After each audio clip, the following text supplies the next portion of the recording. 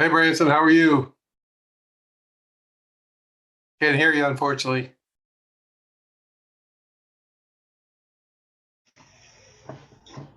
Can you hear me now, sir? I can. How you doing?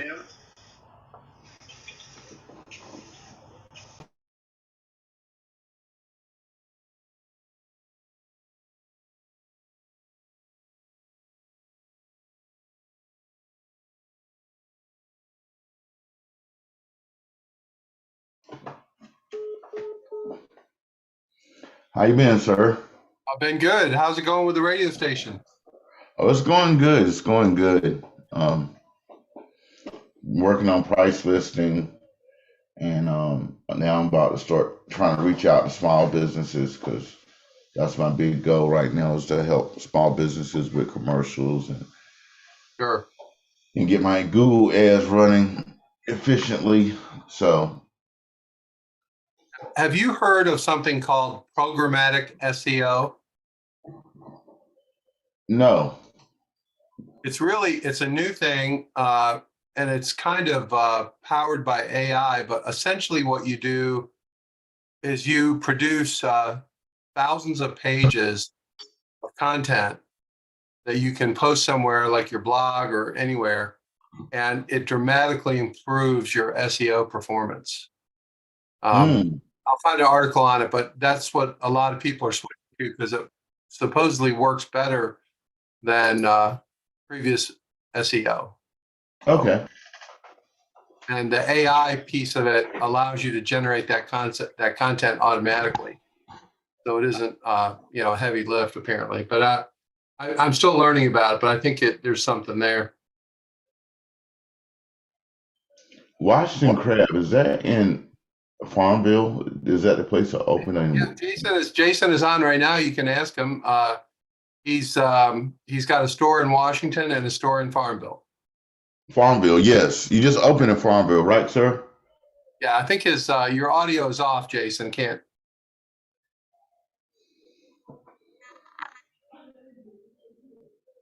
Oh, anyway, the answer is yes, and he'll unmute. Okay. Uh, Yeah, I had a couple clients um yesterday was talking about it was a fish and crab place, seafood place in Farmville that was opening up yesterday or yeah. Monday. So, Oh, Jason's on another phone call, so he can't come in yet. okay. So, okay, cool. Yeah, I like Farmville. I think it. I don't know many towns around here, but I have been to Farmville. And I think it's a really nice place from what I Yeah. can see. I know they got a good coffee place there. I can't remember the name of it. Begins with an L, I think. Um, heard some people, Lavaca or something like that. I've heard people talking about that.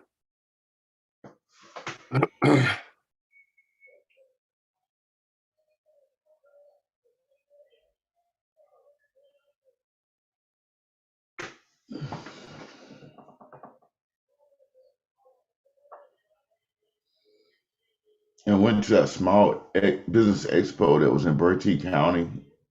Oh yeah. It's pretty nice. Hmm. Yeah.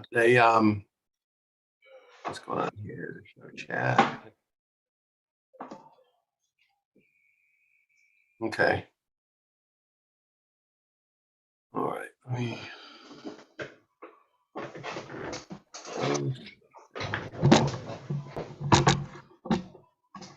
All right. Well, we'll go ahead and start, even though I know a bunch of people aren't here yet. Um, so what we're going to do today, uh, we're going to talk about uh, basically using content to create a brand or to improve a brand or to add to a brand. And we have a video from the guy we saw a little blurb on yesterday, Ryan Peters, but he goes into more depth, specifically what he's doing from a business perspective, which I think, particularly Jason's case being in the restaurant business, I think this will be really on point. So let me share my screen and see what we can do here. Welcome to Restaurant Influencers presented by Entrepreneur. My name is Sean Walchef, founder of Cali Barbecue and Cali Barbecue Media. I want to give a special shout out to Toast, our title sponsor for this show, for believing in smartphone storytelling. I'm so fired up for today's interview. For those of you that don't know, we spend a lot of time in this community, this podcasting community, on an app called Clubhouse. And Clubhouse is an incredible app because it's what we call deep social. It allows you to meet creators, business owners, and so much of what we do on this show is not just talk about restaurants, not just talking about influence, but we talk about what's happening in the creator economy. And in life, in the restaurant business, and in the creator economy, we learn through lessons and stories. And today we have Chef Ryan Peters of Peters Pasta. You can follow him at Peters Pasta on TikTok. 2.9 million followers, 99.5 million likes. So hopefully when this entrepreneur episode drops, he's going to be breaking 3 million and he's going to be breaking that 100 million mark. You can also find him at Ryan Peters PGH on Instagram. You can find him on YouTube, on Facebook, on all the platforms. Ryan, what up, man? Welcome to the show. What's up, Sean? Thanks for having me. I'm excited to talk with you today. So we met on an app called Clubhouse, which I mentioned, and I want to go back to Clubhouse and tell me a little bit about. Actually, before we do that, our favorite random question, which is, where in the world is your favorite stadium, stage, or venue? Stadium, stage, or venue? That's a tough question for me to answer. I'd probably say I'm partial to where the Pirates play here in Pittsburgh, PNC Park. In my opinion, it's like the most gorgeous place to watch a ball game. Like the city like opens up in the outfield. It's beautiful. Beautiful. So PNC Park, we're going to convince Entrepreneur, we're going to convince Toast, Davos, Sales Tax, Atmosphere. They're all sponsors of the show, but we're going to bring people together. And what we're trying to do is transform hospitality. You know, we're going to try to think bigger. And the people that are going to come to this event are not just restaurant owners, not just food entrepreneurs, but creators. We want people to understand that the creator economy is here. If you're a business owner, you have the opportunity to build a platform using a smartphone. We're going to fill the stadium with people that are playing the game within the game. So people that are really trying to level up. And I'm going to put you right on the pitcher's mound and I'm going to say, Ryan, 2 minutes. I need your 2-minute drill. Who are you and what do you do? Who am I and what do I do? Yeah, so I am a chef turned full-time content creator. I started out as a young kid, always wanted to be a chef. Kind of all I've ever wanted to do was be around food. So I followed that path for a while, kind of went the traditional route of, going to culinary school and then just getting right into the industry, and spent some time working in the private club world and then restaurants and hotels and fine dining, and thought for a while my life was going to, steer towards that like Michelin, like best chef in the world. That's what I was chasing. I wanted to be, in that world. So I chased that for a while, fell in love with it. And then eventually my life shifted towards pasta, and I found this love for pasta and kind of got obsessed with it and shifted my career towards working in restaurants like that.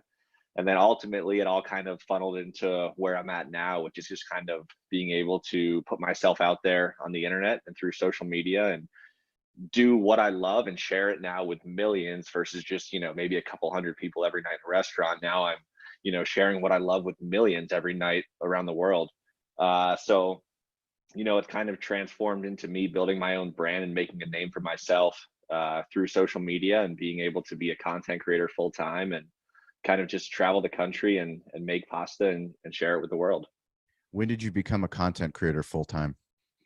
I became a content creator full time. I left the restaurant I was at in, I think it was April of last year. So okay. Only about a year and a half full time, which is crazy to think about. I was doing it kind of like full time, but part time, because I was still in the restaurant for about 2 years, just kind of juggling both and kind of like working like crazy, working like a 12-hour shift and then coming home, making content, posting it, doing all the stuff. But eventually got to a point where it didn't make sense to be doing that simultaneously. So about a year and a half. About a year and a half. So for those of you that are listening, I'm really excited about today's episode because we get to dive into TikTok, the platform, the opportunities that it provides. It's why we tell every restaurant owner, tell everyone that's in sales, even the people that are in marketing, everyone wants someone else to do it. But what you've done is you've built this platform, you've built this following. Now it's your full-time job. Bring me back to TikTok. Bring me back to the first post. And I know I actually went back through, you've got a lot of videos, but I went back through, found the first post, and it's done really well, but I know that's because of your following now. So a lot of people have seen that video. Tell me about the first video. Why'd you get on TikTok? Yeah, so I got on TikTok just kind of randomly. So I'd always enjoyed social media and content creation. I was never great at it, or at least had the response that I was looking for, but I enjoyed doing it and putting myself out there, mainly through Instagram. And then in 2019, July of 2019, my younger brother and his girlfriend were visiting my wife and I, and he's younger than me. He was in college, and all they were talking about was TikTok, TikTok. And I'm like, what is this app, man? Like, this is dumb. He showed it to me. It's just, stupid, silly videos. But I ended up downloading it, and I decided to post a video of me I think it was rolling cavatelli on like a little Nyonki board. And that video got like 500,000 views in a day. And I was just like, holy shit, this is insane. I had Yeah, like I was getting, like maybe 50 views in a day on Instagram, which was great. I was just static sure. about that. 50 is a So lot to of see people. something, yeah. So to see this though, it was like, man, this is insane. Um, but I also thought like, okay, maybe there was like a glitch. Like this did not just happen. Like I was at the casino maybe and I pulled the wrong thing and something like the bells and whistles were going off. I didn't believe that it was actually real. So I didn't actually like jump into it full steam ahead right away. I like kind of stayed away from it because I was like, I just got lucky. But then, as the weeks went by, I started posting a little bit more and I saw that there were like, real opportunities for my content on the platform, and it was relatively easy to do at the time. It was just like I was doing it with my phone at work or whatever at home. Like I wasn't setting anything up. I could film it in a couple seconds and just put it out there. So I kind of fell in love with the app of just the ease of connection that I was able to have with the audience. There was zero barrier to entry. So July of 2019 was when I jumped on, and took me a couple of weeks, but then it kind of just became the go-to for me. And then, so as you're making these videos, talk to me about, because it's short form video, and we call it smartphone storytelling because it covers all platforms. And one of the biggest troubles that I have when I'm talking to business owners or restaurant owners in particular is we see a logo or a name like TikTok or like Twitter or like Instagram. We all have feelings. We have subjective feelings towards the platform. And really what the internet wants is authenticity. It wants storytelling, and it wants it in a short form, bite-sized content. TikTok has literally changed the game for social media, and it's allowed people to do what you're doing. You had a career in food as a chef, wanting to be a Michelin star chef, and now you're a full-time content creator that's only at the beginning of, this global audience that you're building. Talk to me about the evolution of the videos of when you first started. First, for those that are listening, obviously we're going to put a link into the show notes. You guys got to go follow Peter's Pasta. It's absolutely, one of my favorite TikTok accounts.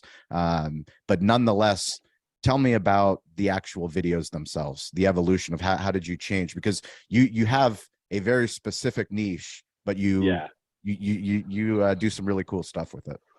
Yeah, in the beginning, it was all very simple. I got really, I don't know if it's luck or what. Part of it, a lot of it's luck, but I would just post videos of the beginning stages of making pasta, of just me pouring the egg yolks into the flour or mixing the eggs, and people fell in love with it. Like, I mean, I was racking up views by the millions very, very fast.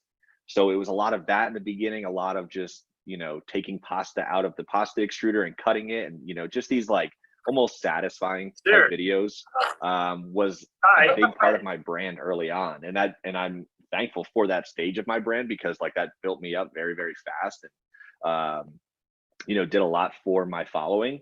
But since then, I've kind of evolved it into more, obviously now all the travel things of making pasta and all these kinds of crazy places with different teams and athletes and celebrities and all these things. It's kind of been an evolution, and I still see it. I still see, even though I'm coming up on 3 million followers, I look at my account as like still the very infant stages. There's still Yep. so much that I can do with my account Just as an FYI, he's now up to 5 million followers on TikTok. because I've kind of taken it slowly with the evolution of it. Which, you know, short term maybe was a downfall because maybe I wasn't capitalizing in the beginning.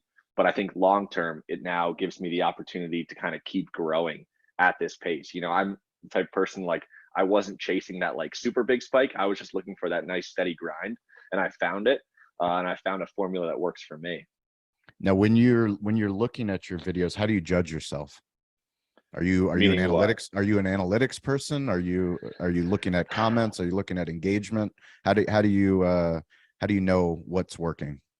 Yeah, I really try not to anymore. I used to be like really obsessed with the analytics and everything, and I would drive myself almost insane, you know, trying to judge why, you know, I could have videos that were very similar, but why did this one perform 10x than what this one did? But I found now, just kind of as I've grown as a creator, that, you know, if you focus solely on these numbers and all these types of things, it can kind of steer you away from what the content is that you're actually trying to produce, and it can kind of put you in this direction of making it almost worse, like doing the opposite of what you're trying to do, because you're focusing on things that are totally out of your control a lot of times, because, you know, it's all these algorithms and things that we have no idea Yep. how they work, you know. So I think at the end of the day, like if you're putting out good content, I'm a firm believer that, you know, the views are going to come regardless. So I kind of shifted away from obsessing over these analytics and numbers and just trying to, on a more personal level, elevate my content to just be better than yesterday. So one of the things that we hope to do with this show, and we're so grateful that, you know, Entrepreneur has given us this platform to reach millions of people all over the world, is to inspire the people that work in the hospitality business to know that there are other ways to make money. There are other ways to supplement your income. Can you take me back to when you were a chef and you were also doing videos? How did you manage that? And what advice would you say to anybody that's listening to this, that's thinking about, hey, you know, I do something really cool. Maybe I should start filming this, and where do I go next? Yeah, I mean, I'll say this first. It's not easy, like, to work. I mean, Thank you. everyone knows that works in the industry, like the food industry, the restaurant industry is extremely tough. No matter what level you're in, whether it's fast food, fast casual, fine dining, whatever, like it's a tough lifestyle. Um, but with that said, like, I mean, if you can balance or at least get some sort of balance, maybe it's not one post a day, maybe it's one post a week. Anything is better than nothing, right? But I think, you know, I've had this conversation with a lot of peers in the industry where it's just kind of me trying to almost sell them on the creator lifestyle. And maybe not to go full time, but like Yes. there's big opportunities out there that I see so many friends that I know, like maybe they're working at a burger joint, but I know that they love fermentation and making pickles at Yes. home. I'm like, yo, just like get on here and Make a post pickle it. channel.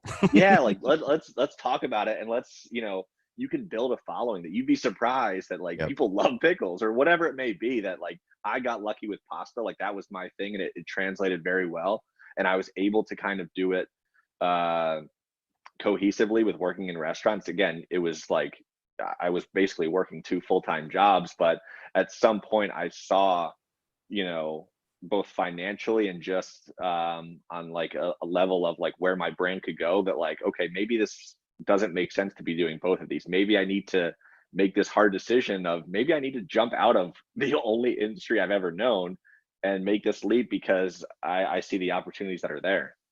I mean, I love it. And I love your story, because so many creators want to be business owners, you know, and it's how do you make that leap? But now we have the opportunity, literally, with Right. all of these apps, with all of the things that we have available to us, the barrier to entry is gone.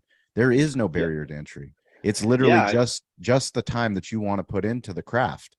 Exactly. I mean, I tell this story a lot. So in you know, early fall of 2020, I was doing great on TikTok. I had like maybe 2 or 300,000 followers, ecstatic about, but I was still working full time. I had no dreams or any even visions that this could be possible to do full time. I was, you know, still planning on working in restaurants till I die. And at this time, my wife and I were expecting a child, in like the next like 2 or 3 months. In December of 2020, he was due. So I was freaking out, as any, first time parent is about to do. Like my life's about to change. And it kind of all happened almost at a perfect time. But in October of 2020, I posted a video, and I posted it at 9 o'clock at night. And at 11 o'clock, I went to bed and I checked it, and it had 2 million views. Wow. And I remember saying, like, holy shit, like this one is, I've never had that, sort of traction that early. So I was like, man, this is wild. And I woke up to 12 million views on that video. Wow. And that was October of 2020. By the end of October, I went from 300,000 followers to 1 million. My son was born in November of 2020. I decided to take a month off from the restaurant I was the chef at. And during that month, I was still, obviously I was, caring for my son, helping my wife, but I was still able to make content at home. And it was at that moment that I realized, oh my God, like I can be at home with my family, still make a living, because I was able to then make money doing this content while I was Yep. at home, and still love to do what I get to do. That was at that moment that I realized, like, okay, this is a real business. This isn't just like a little fun little side thing. This is real, and I need to make the move. So it took me like 4 or 5 months from there to leave the restaurant, just because I was terrified. There Sure. was a safety net, but I mean, it's the best thing I ever did. Just take a second here. So he made a comment about his video. We woke up, I think he said it was 12 million views. One thing to kind of keep in mind about this content world, if that was on YouTube and not on TikTok, on YouTube, he would actually get paid money per view. And this is, if you look up Mr. Beast and you get some familiarity with him, that's what he does. He's a content creator on YouTube, and he gets money primarily, at least initially, primarily from the views of his videos. So I just want to point that out. TikTok, I don't believe you get any money at all for views. You get an audience, and you can figure out how to sell those people something.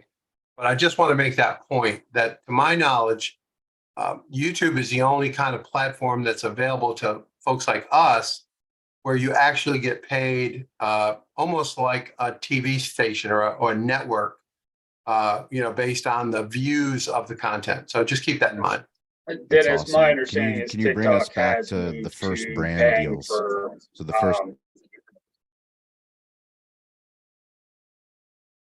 Go ahead. Someone was, I missed it. TikTok is paying people now?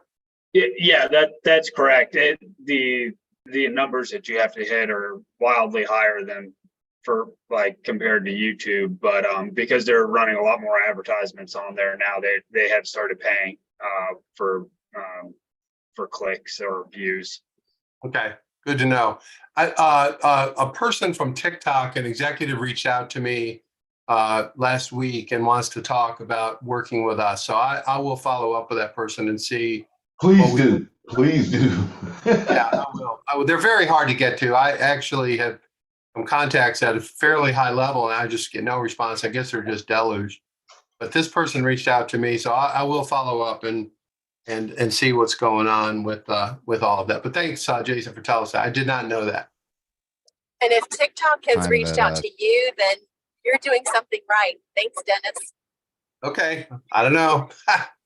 I'm persistent. somebody reached out to you. How did it go? What did you learn? And what's the evolution been like? Yeah, there's been a lot of, I don't even know if I know this specific one, but I know that I definitely undersold. Like a lot of creators do it. We don't know, like, especially like, I think food creators specifically, because we're not, I mean, I guess it's any genre, but we're just not creators. So we don't know this market. We don't know what our value is.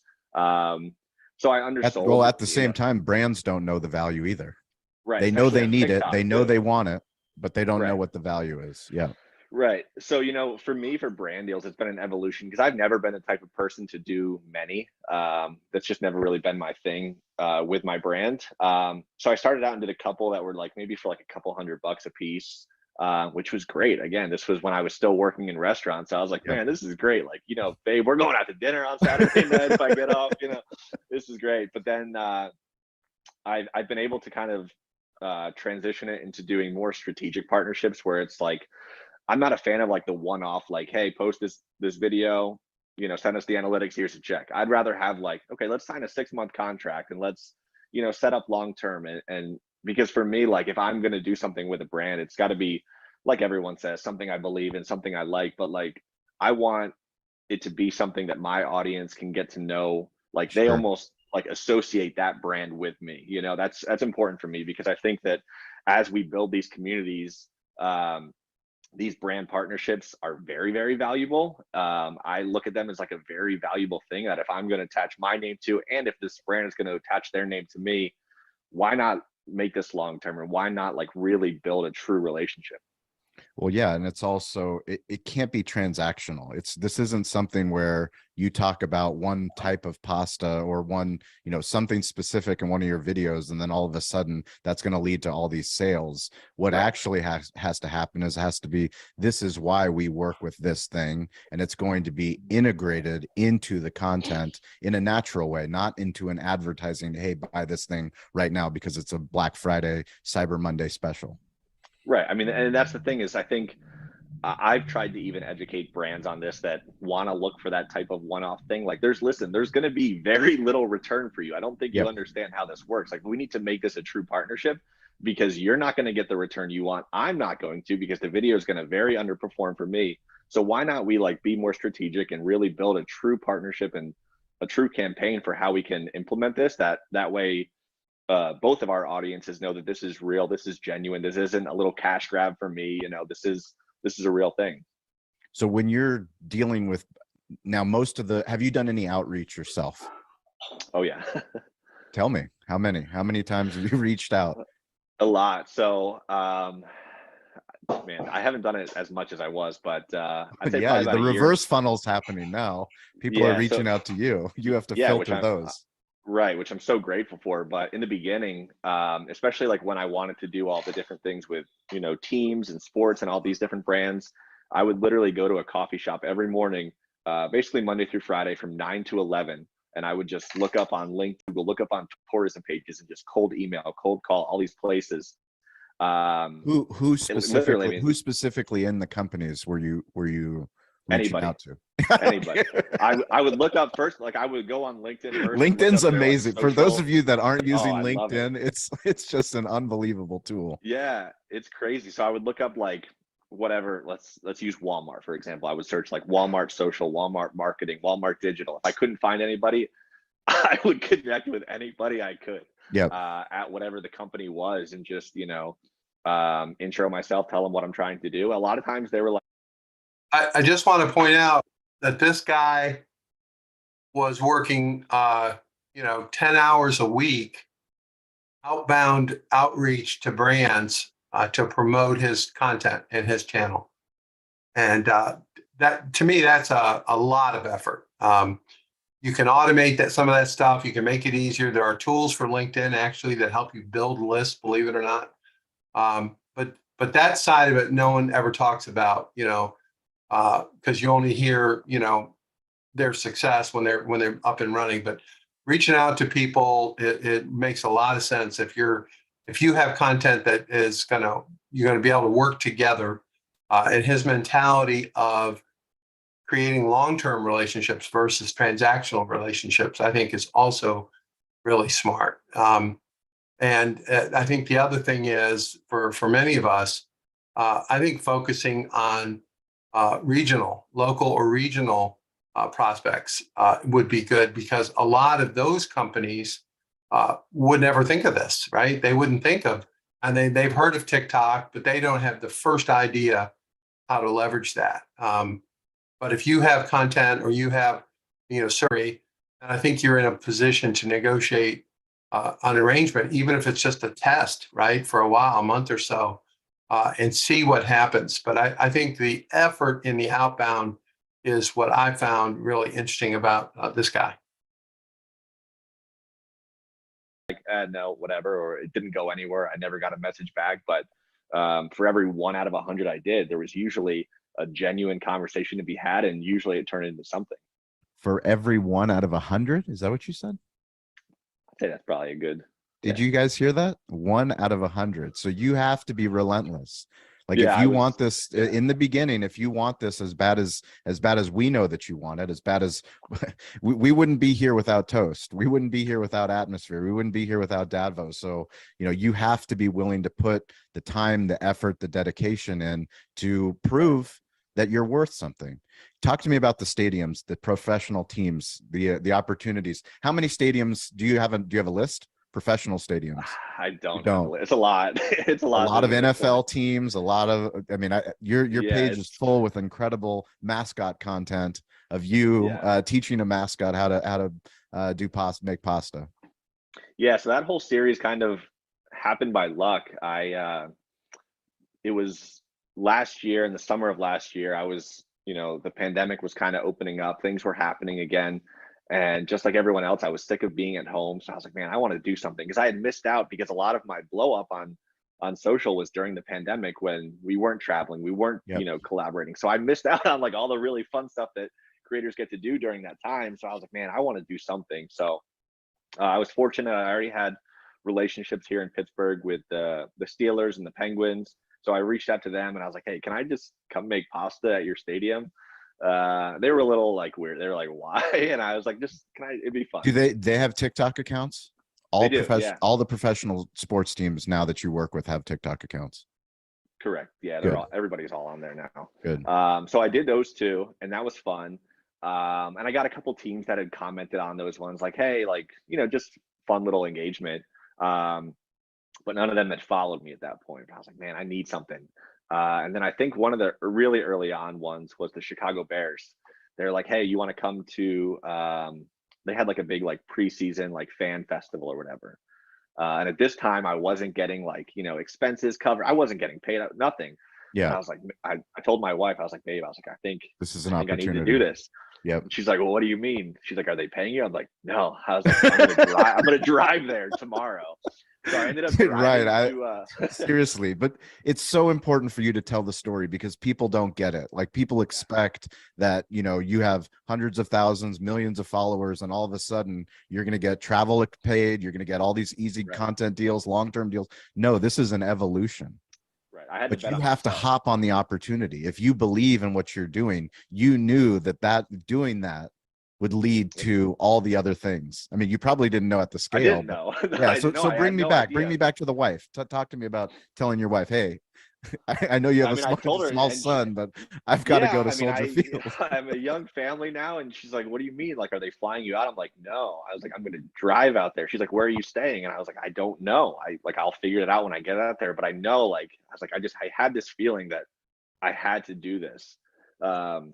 So I ended up driving out there, got a hotel, and then it was kind of funny. I forget how. I'll have to look back through, but I ended up connecting while I was out there with Benny the Bull from the Bulls and the Chicago White Sox. So I was able to bang out Do you 3 remember how huge those collabs. happen?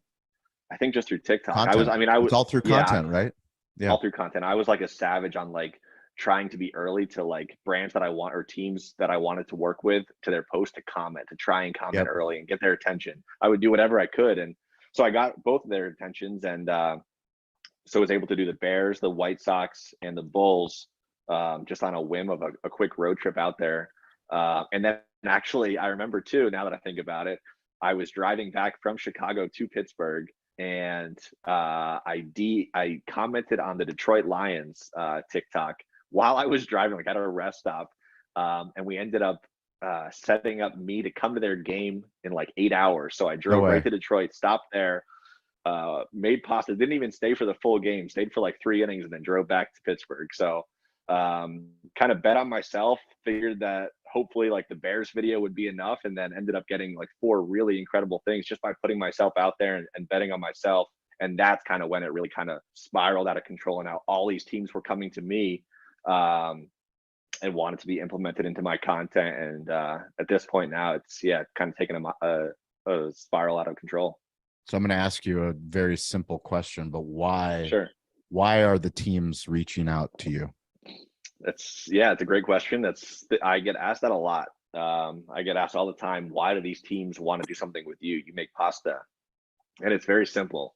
From the conversations I've had with all these teams and all these leagues, the NFL, the MLB, all these things, they're trying to grab this younger audience that they can't grab.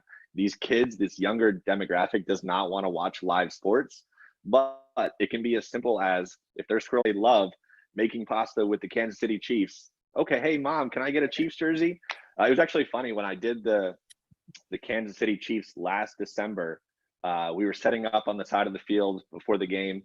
And I was cracking my eggs, separating the eggs. The cheerleaders were there, the mascot was there, and there was a stadium tour going on. And these kids screamed out, "Peter's Pasta, Peter's Pasta." And I was like, man, this is really, really cool. Like, so it's been fun to kind of see that. But yeah, it's been interesting to watch, just being able to blend my audience with these teams and kind of just mesh them together. And it really works really seamlessly. I mean, it's an incredible world that we're living in, you know, here recording this in 2022, knowing that every business, every brand on earth, we all need content. We all need storytelling. We all need something for the attention. I mean, we're all, you know, spending hours a day on the smartphone. And, you know, if you make quality content and you collaborate in the right way, in an authentic way, then you can have these incredible opportunities. Can you talk about the actual collaboration itself, you know, the nitty gritty, when you get down to collaborating with a team? Are you you're agreeing to post a video on your channel and provide them a native video for their channel? How does that work? It's different for every single one. Each one is like very, very, like, it's almost case by case. I always offer to like, what's the most successful? If a brand is listening right now, an entrepreneur, you put this on your website. If a brand wants to reach out to you, what's the most successful steps that they can, not just working with you, but any other food content creator that's successful? What's the best way for them to approach what it? exactly? What's the best way for them to approach working with you? I mean, I think that it's important to understand the platforms that you want to work with, whatever the creator is. I think, like, I'm a firm believer that TikTok is very different from in the Instagram. You know, I think that you can have more fun. You can be a little edgier on TikTok. So I think it's important, one, to make sure that your brand aligns with whatever the creator is. You know, I think that, you know, some brands or teams or companies, whatever, you know, kind of fall into certain categories with different creators. But I think that just kind of being open, kind of letting the creator do the creating, right? Like, I think that's very important. You know, I've had some conversations with brands that, you know, they want to, you know, lead the way creatively. And it's like, listen, you're the one that reached out to me and you want to do this collaboration because you see what I'm doing and you obviously see the value in that. So, like, let me do that. Let me, like, just give me some trust. And, you know, sometimes it doesn't work out. Like, I'll be honest, like, sometimes, like, these videos just like fall flat, but like, it's okay. Like, we can move on, we can try again, whatever. But I think just being open to that and letting these creators do what they do best, and just being able to implement yourself, being the brand, into that content, and understanding the value proposition there, I think it's huge. So I want to go back to Clubhouse, which we talked about in the beginning. Just to take a second here, I think this is a pretty important point. If you get involved with a bigger brand or a bigger company, they are going to try to take over because they have a full-time marketing team or whatever. And I think it's really important to recognize that they can't duplicate what you're doing. And once you start going down the path of changing your shtick for every deal that you get, that'll kill you. You'll find yourself trying to manage an incredible number of different things. And I think it's a really smart thing that he did to basically say, hey, I make pasta, buddy. You want to have the Rockettes, fine. But, you know, I make pasta and this is what I do. And this is, you know, proven of how I generate views, at least on TikTok. So I think that's really an important issue as you develop this effort to build clientele. I know that's how you and I met, was on Clubhouse, but as a creator that's trying to surround yourself with other people that are playing the game within the game, how do you continue to inspire yourself? How do you continue to ask questions of other people that are successful? Who do you surround yourself with? Who do you look up to? Yeah, it's a lot of people. For me, like, I've always been this like type of person where it's like, with Clubhouse, a great example. Like I spent so much time on there in the early days of it because I saw the value there. I saw that there were so many very, very smart people a lot smarter than me, that I could gain a lot of value from, and hopefully that I could give value to. So I think it's being able to recognize that. For me, I think it's just being present on all these apps. Like I think that, you know, you're not going to be able to connect with these people if you're not there yourself. So I think that we can all, you know, engaging with each other. So I think for me, like I don't have like this like core group of like other creators that I'm like super close with. I live in Pittsburgh. There's nobody here in Pittsburgh really, you know. I'm not in LA or anything, so I'm not fortunate like that. But I think Hey, just you're on a global platform. I mean, that's the well, beautiful thing. that is the That's what we beautiful call thing. digital hospitality. I mean, no matter where you are on earth, if you're on the platform, if you're engaging, if you're contributing, you can find the communities that will help you grow.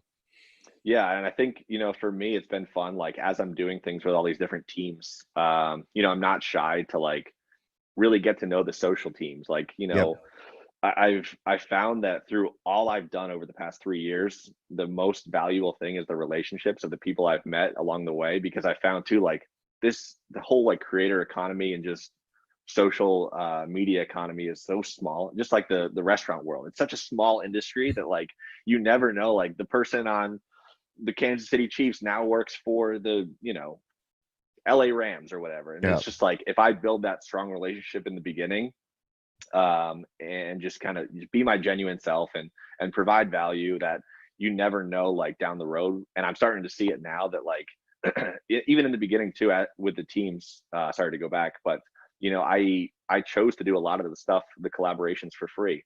Yep. You know, because I saw it more as a relationship builder Sure. than just a quick cash grab. And I've seen that now, you know, doing those things, that first video for free, now it's kind of coming back around and they've seen the value from that first video. Now they want to do something more and integrate, you know, a bigger campaign into their team, that now it's kind of paying off. So I think not being afraid to do those things for free too, was super valuable for me. So I saw a post when you first had your son. Congratulations on the new boy. I'm a new dad myself. I have a Amazing. 5-year-old and a 3-year-old. I guess we're always new dads, right? Every day is a new day of fatherhood.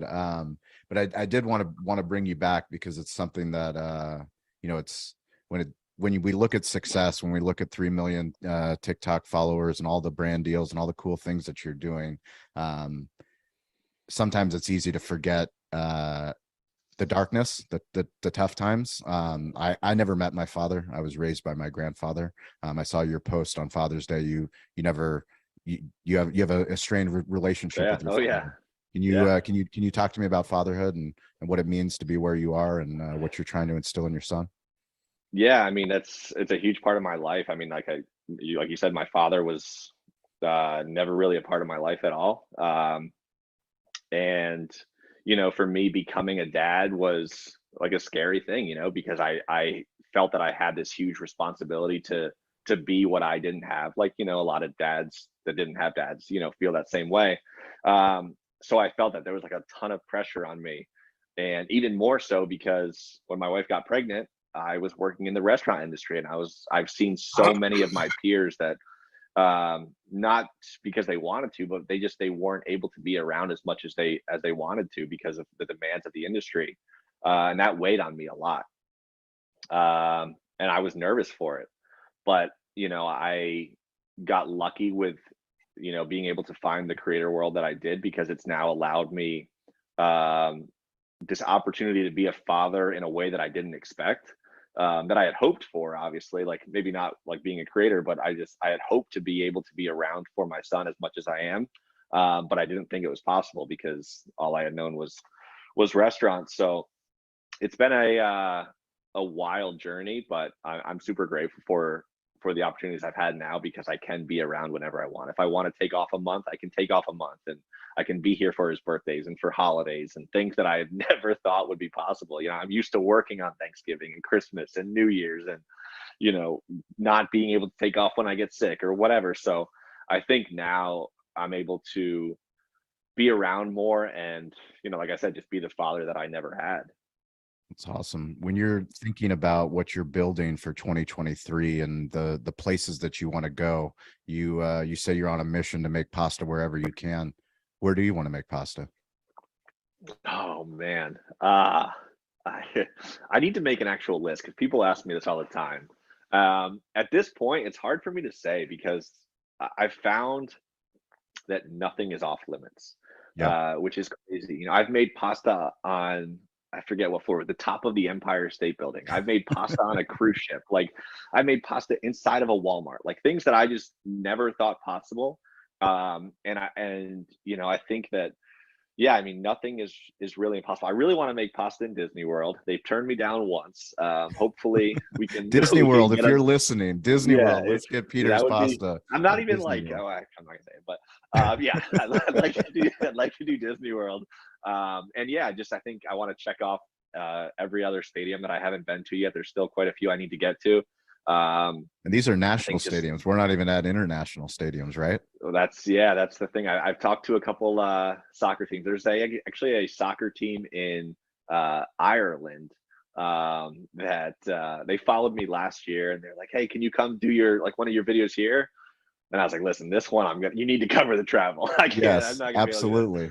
And they weren't Maybe able to do it at the Maybe time. Ryan Reynolds will get you out for his soccer club. Yeah.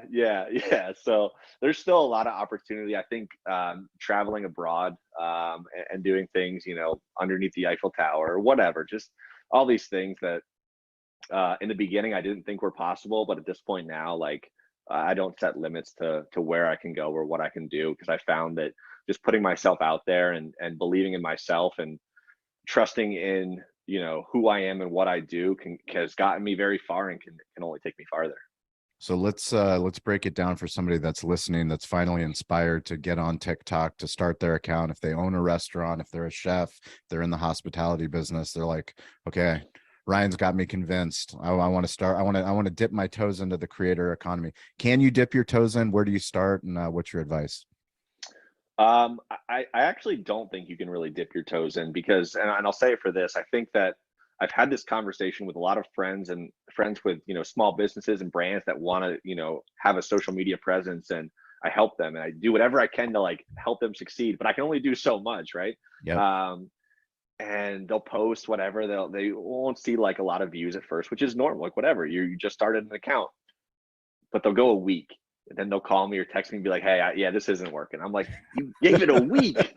You gave it a week. Like this is Yeah. insane. Like you don't start working out and expect results in a week. Like Correct. you got to give it Correct. time." So I tell everyone like, get on post, but give it time. You need to really give it time because you know maybe after 30 days, 60 days, 100 days, you don't see anything, but maybe on day 101, that's the one that hits. So I think you really need to just like invest in yourself and not be afraid of the numbers. Don't even look at the numbers. Just create content, whether it's really incredible, highly produced content or content with your phone that you're filming in your bedroom, whatever it is. I think just putting yourself out there and not being afraid of the response you're going to get, but just believing in yourself. I think that's the biggest thing. Love it. So every week on Wednesday, Friday at 10 a.m. Pacific time, 1 p.m. Eastern time, we do a digital hospitality room on Clubhouse. We've got an incredible community. If you guys are listening to this show, watching this show, please join us. Ryan comes into our rooms. He shares his knowledge. When his episode drops, we'll invite him in there to answer questions about TikTok and about pasta.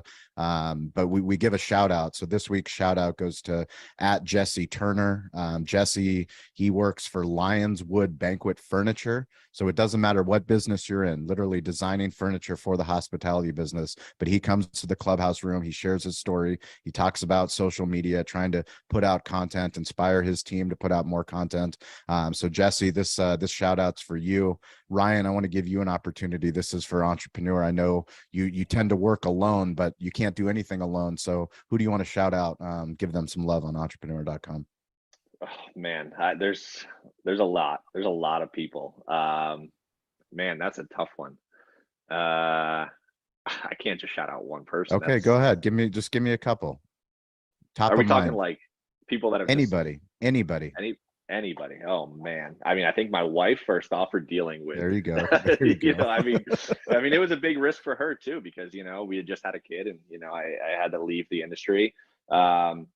So I think her, but I think just a lot of my friends, you know, that in the industry that supported me.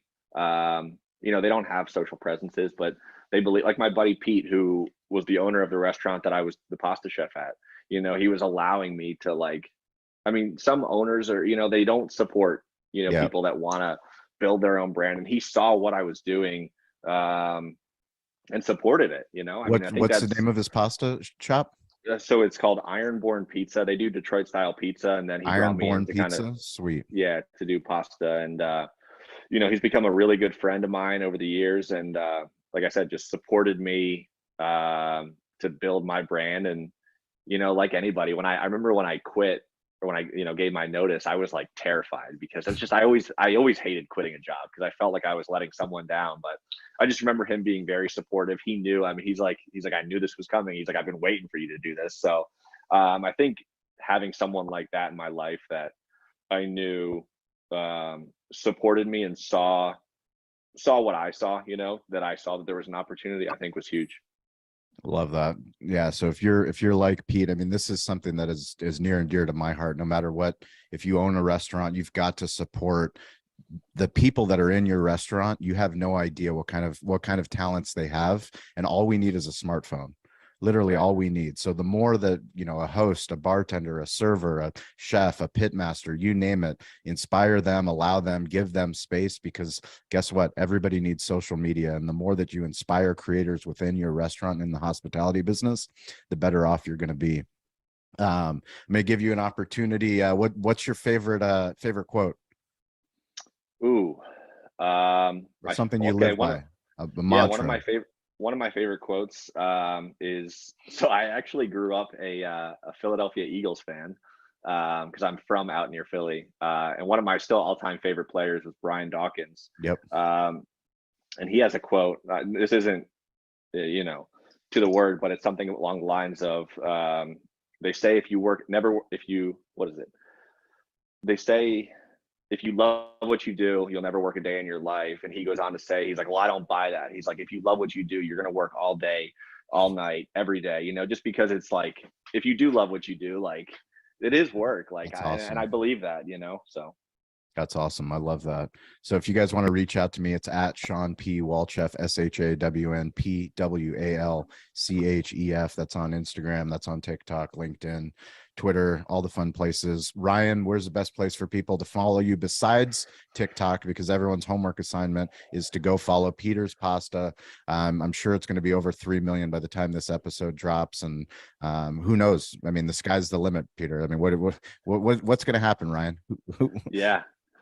Yeah, I mean, we're getting real close to 3 million, but I've also seen that like all it takes is that one video to catapult you a couple more 100,000. But yeah, besides TikTok, I think Instagram. I have a lot of fun on Instagram, Cool. at Ryan Peters PGH. I like to, you know, post more like behind the scenes things of things that just wouldn't necessarily make sense for me on my TikTok channel, but still have a lot of fun on there.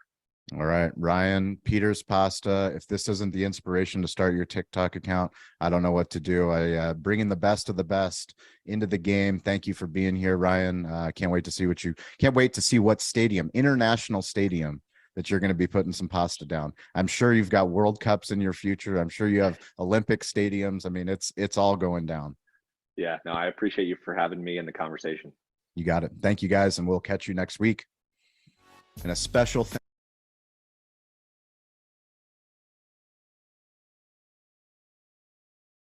Okay. One of the things I think I disagree with a little bit is that you can't just lie in your bed and take your cell phone and make a coherent video, unless maybe if you're a world-class singer or something like that, you might get away with it. But this takes a little bit more work, and we're going to go into that. You know, what gear do you need? What about lighting? You don't have to go nuts about it, but you do have to make at least an effort for it to be consumable by people who are interested in you. If it's a total piece of shit, they're just not going to follow you. And I don't care how good the content is. So, you know, they make it sound like, you know, pick up your phone. This guy gave a lot of thought to what he was doing. You know, of all the things he knows as a chef, he's focused on pasta, right?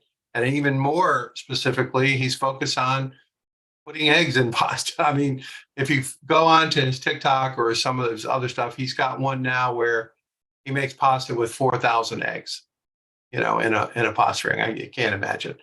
But he's got a shtick, and he follows that shtick. And even though he's perfectly capable, I'm sure, of talking about lots of different chef things, he stays focused. And so I think developing your message, your shtick, whatever the right word is pretty important. It takes a little bit of work and a little bit of thought. I know on TikTok they have a lot of tools, a lot of video tools. You can look and see what other people are doing, and come up with your thing. But I think one of the things that, just not to be crazy and not to assume anyone's going to do this, but it's probably a couple of years ago, I was looking at, like celebrities, like mostly musicians, like how many people follow Rihanna, or how many people follow whoever. I don't even know all the different names. And the numbers are pretty big, right? There's several millions, and some kind tens of millions. And then I went and looked at Chinese celebrities, singers, and their count, or their people that follow them, was 10x the biggest US celebrity. People you've never heard of before, with like 200 million followers and stuff like that. So to the point this guy was making about, you can go to all these international stadiums and stuff, I think also the market is really quite large, depending on the angle that you take with your creativity, with what you want to push. The sky is the limit. It's not about your local community. It's not even about the United States. It's literally worldwide. And so I don't want to make a big thing about that, but don't ignore that. Be aware of that, and the potential is really quite significant for many people, I think. Any feedback? Any comments? Anybody? Come on, I don't want to call on you. So I didn't get a chance to research him here while the video was going on. Did he monetize that with a merchandise line, or? Yeah, he did. I haven't kept up with him super. In his other video that we looked at yesterday, that short video, he made a comment that he came out with a line of merchandise and it sold out immediately, and he's going to look to do more. So yeah, I think merchandise is part of what he does. I haven't spent a lot of time digging into that, but yes, the answer is yes. And I think any celebrity really across the board, merchandise is a big part of it. Even if it's, a relatively small amount of money relative to the other stuff they do. I don't think I've ever seen any celebrity not have merchandise, at least of some kind. And I actually know a lot about that subject and how to do that. Print on demand stuff, so you don't have to have inventory. Make it when the person orders. So I can share some of that as well. Vincent, what do you got? Oh no, I mean, most times when you sign the record deal, the merch deal is put in there, so they're gonna. So a lot of the independent artists learn from the record labels by teaming up, because sometimes you sell more merch than you will music. Because a person is quicker to buy a T-shirt, and if it's got your brand on it, then that brand is going to go somewhere you're not going to go. So when I was selling my Big Bougie shirts, we got a lot of sales in like Asia, India, and Europe. So I haven't ever been to any of those places, but my brand has. So it's really good to have that, like you said, like a drop shipping type T-shirt service. And I learned that from you, Dennis, the first class. Oh, good. Send the check let me give you my address. No, I'm just kidding. I'll trade you for a horse. All right, man. Oh, I love that. I used to be good at basketball. Now in my memory, I'm much better than I ever was. One thing to keep in mind also, we talk about channels. I think yesterday or the day before, Bill from Bill Bob's Barbecue made the comment that he was thinking about trying Etsy. The idea of managing channels, the different channels, this particular channel, from what I can tell, skews much younger than, for example, Facebook. right? Facebook is a bunch of old codgers like me. TikTok is a different generation, perhaps Instagram. I haven't dealt into all of that, but I think you have to have awareness of what channel you're trying to talk to, and does it right fit? Is it the right fit for you and for your whatever it is that you're doing? In the old days, brands used to, just put an ad on CBS or NBC, and there's only 3 channels or whatever, and if you did that, pretty good likelihood you would reach a large audience. It's no longer true. Now there's a lot of channels, a lot of different characteristics of these channels. What works, what doesn't work. So that's just something to keep in mind too. That this particular channel probably skews younger than me, certainly younger than probably more, even younger than my kids. Really, my kids are 40 and 36. So my guess is this might even skew younger than them. I'm not sure, but anyway, I think awareness of who you're aiming at also informs what content you do and how you do it. The kind of content that somebody might like on TikTok, somebody might hate on Facebook. I don't know, whatever. So that's another complication that we can talk about. But I do think the thing that I like about this guy almost more than anything else is his simple-minded focus on making pasta, and when you do that, if you really think about it, what he's doing is he's developing awareness of his brand. Even if he ultimately ends up selling boxes of pasta or shitloads of t-shirts, whatever, you don't get an audience unless you have an audience, right? You can try to buy an audience by buying advertising, but this is way more effective. And when he talked about doing a lot of gigs for free in the beginning, that's brilliant, really, because all those people get to know everyone who follows, let's just make this up. Maybe it's one of the minor league baseball teams in Eastern North Carolina or ECU sports or whatever. There's a lot of people involved in those organizations, and to become known and be aware, for them to be aware of you is a good thing for your brand. And so thinking away from transactional and more about brand building and awareness and reputation is really the way forward, I think, instead of focusing on, transactional relationships, depending on your product. Some products, you can't have a relationship with a paperclip company, right? At least I can't. So, it's important to know where you fit in that. But anyway, I do like that. And his single-minded focus. I know a million guys like him. I don't know about you all, but I grew up a big baseball fan, in small town. I must know 50 guys that could be his twin brother. Wears the jerseys, really cares about going to every stadium. I mean, I grew up with that mentality, so I totally get it. And there are a lot of people, obviously, that are like that. But anyway, that's about it for me today. Tomorrow we're going to start with a little bit of the Techstars, understanding your customers, and where we're going with this is actually ties into this, because what we're going to do is bring a little process to understanding your customers and also developing which category you want to participate in, and identifying categories called category design.